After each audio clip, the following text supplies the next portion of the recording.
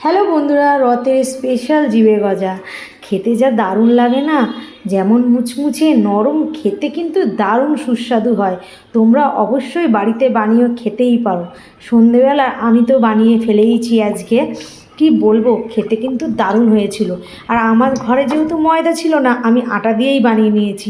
চলো, খুবই কম উপকরণ দিয়ে এই রেসিপিটা বানানো যায়। চলো দেখাই তোমাদের। প্রথমে একটি পাত্র নিয়ে নিয়েছি, পাত্রের মধ্যে 2 কাপ মেপে আমি আটা নিয়ে নিয়েছি। আটার মধ্যে সামান্য পরিমাণ নুন দিয়ে ভালো করে মিশিয়ে নিলাম। তার মধ্যে সামান্য পরিমাণ তেল দিয়ে ভালো করে একটু ময়ান দিয়ে নিলাম। ময়ানটা ঠিক এরকম মুঠো করা যাবে সেই রকমই ময়ান দিতে হবে। তারপরে অল্প অল্প করে জল মিশিয়ে আমি একটা ডো বানিয়ে নিলাম।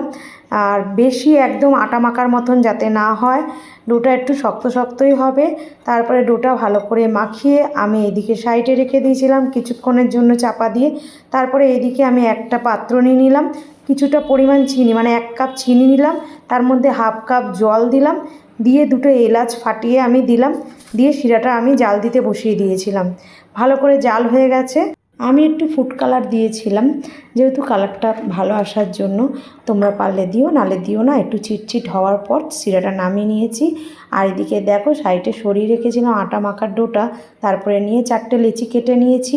আর এইদিকে আমি কর্নফ্লাওয়ার কিছুটা পরিমাণ তেল দিয়ে, সাদা তেল দিয়ে একটু দেখো একদম গোলা তৈরি করে নিলাম।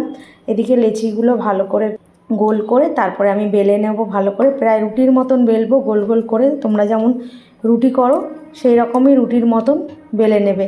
এক একটা করে আমি এরকম করে 4টে রুটি প্রায় বেলে নিয়েছি। এই বেলে নেওয়ার পর আমি এদিকে কর্নফ্লাওয়ার আর তেল দিয়ে যে গোলাটা বানিয়ে নিয়েছিলাম, সেই গোলাটা রুটির ওপরে ওপরে স্তরে স্তরে দিয়ে তার উপরে আর এক একটা করে রুটি দিয়ে রোলের মতন মুড়ে নিলাম। মুড়ে নেওয়ার পর এদিকে আমি ছুরি দিয়ে গোল গোল করে কেটে নিলাম। কাটার পর দেখো কত সুন্দর লাগছে, ভেতরে স্তর বাই স্তর দেখা যাচ্ছে। তারপরে আমি একটা বেলনি দিয়ে চ্যাপটা করে বেলে নেব। দেখো আমার সব কটা বেলা কমপ্লিট। এদিকে আমি কড়া বসিয়ে দিয়েছি, কড়াটার মধ্যে তেল দিয়ে দিয়েছি।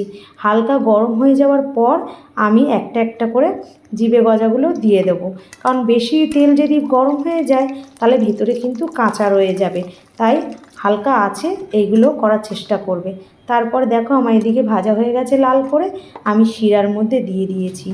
আর দেখো কত সুন্দর লাগছে দেখতে, খেতে কিন্তু সত্যি খুব টেস্টি হয়েছিল। আর ঝটপট বানানো হয়ে যায় জানো তো। আর এখন রথের সময় তোমরা ঝটপট বানিয়ে নাও। ময়দা নেই তো কী হয়েছে, আটা দিয়েই বানিয়ে দেখো না, খেতে কিন্তু দারুণ টেস্টি হয়, দারুণ। খুব ভালো লাগে, ঘরে বসে এত সুস্বাদু খাবার ভাবাই যায় না।